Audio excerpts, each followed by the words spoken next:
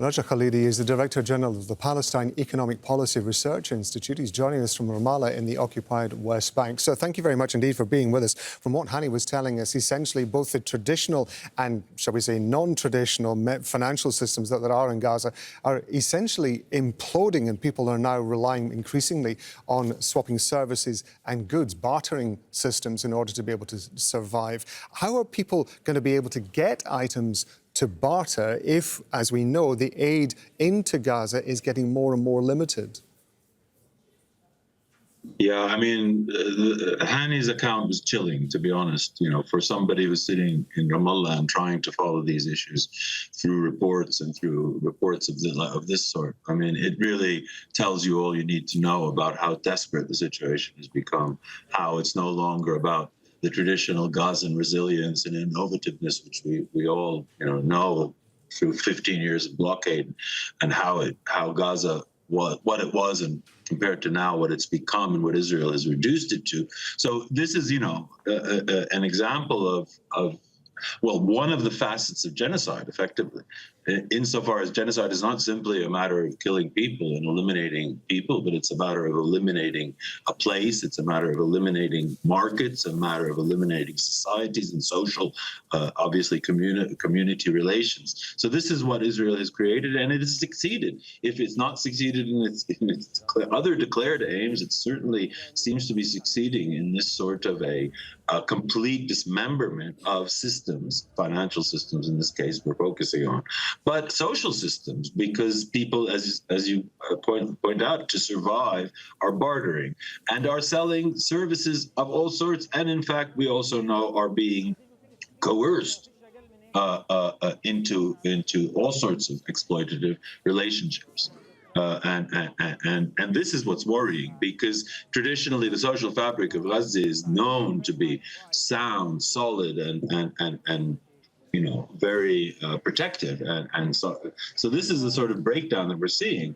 The mechanics of the cash build-up, and the fact that, behind all of this, is two important things, which is for 6 months no aid basically has gone in, and so we have a build-up not just of immediate needs of people eating, but you need to replenish lives in a much broader sense, in terms of things more than just the right food, which is in itself is an issue, of course. So for people who are emaciated and malnutrition, it's not enough to eat pasta. So there's this a much more complex now challenge in terms of the supply bottleneck being needed. We need it to be opened. We need a massive flow to compensate for this buildup. And when it comes to money and cash, the same. A different supply bottleneck continues to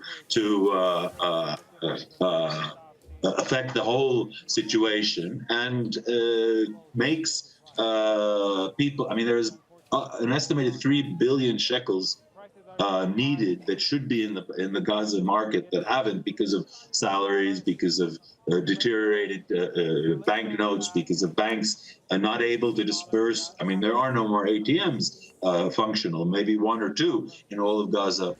I don't think even that any longer. But so there's basically whatever cash was in circulation in October 23 has been depleted, and electronic digital transactions cannot replace that. Hence barter, which is the only way to survive. And it's not only tragic, it's barbaric. It's barbaric, and Israel has achieved that, unfortunately. We heard in Hani's report also, there was one gentleman talking, saying that it costs approximately $300 a day in order to be able to try to get supplies. Hani also referred to the fact that it costs upward of 40% in order to be able to get 100 shekels from a middleman, as he put it. It does strike me, and it's leading to your point about the breakdown of society. We're getting to the point now where there are going to be, somebody is making money out of this somewhere, and there are going to be two sections of society in Gaza, aren't there? There are going to be people who are struggling to survive, and there are going to be people within Gaza who are making cash out of this.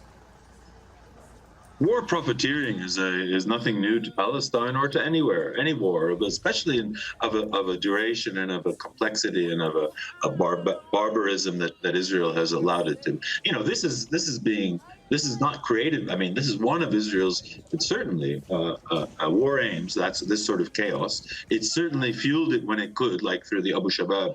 I mean, who they now are, the clan that they are now sponsoring. We know were the earliest forms of looting of aid, etc. I mean, this thing about Hamas somehow being responsible for the criminality. No, it's the absence of Hamas that has allowed the criminality that it used to control, including even ISIS-type elements in South Gaza, are now have been given free rein by Netanyahu and by the Israeli army's actions.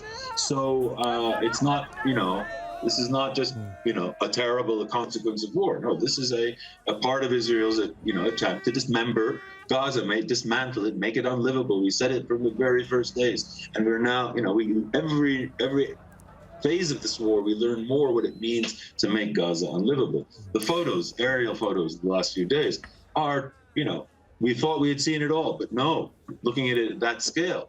And the same applies to the way people are surviving. The humanitarian agencies have detailed reports of the sort of struggle for survival, what it means to eat, $300, be it whatever, be selling services, sexual exploitation.